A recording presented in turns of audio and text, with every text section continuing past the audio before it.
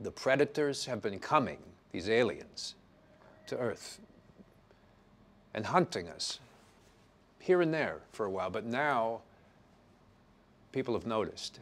It's now not a secret so much because the government knows what's coming now. They're familiar with predators. They've even established a defense agency dedicated solely to protecting us from and preparing us for a predator incursion, an incident.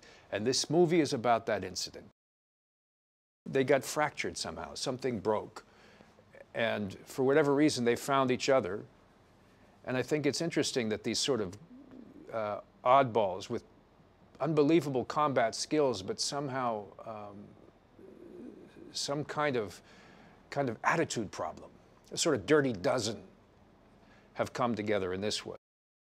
She's not daunted by much, and the fact is she'll walk through fire if something interests her on the other side of it.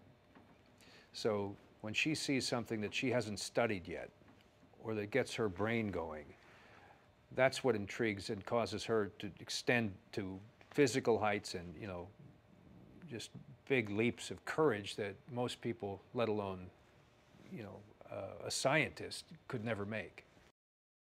To me, it's special because there's a mask that's frickin' cool, and then you take off the mask and it's even cooler. It's a creature that we recognize, that walks like us, that understands us, that has the same kinds of primitive impulses as a human being, but it's clearly not from here.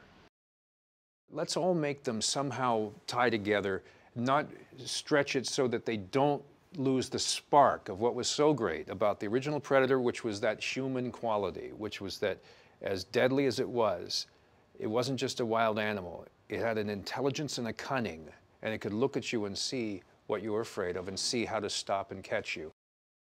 We're trying to encompass in one movie all the kinds of genre things that we loved, from Johnny Quest all the way through Alien to, you know, Steven Spielberg, and never forgetting the realism and the fact that we have an R rating. So yes, heads come off, man. These predators are gonna slice and dice.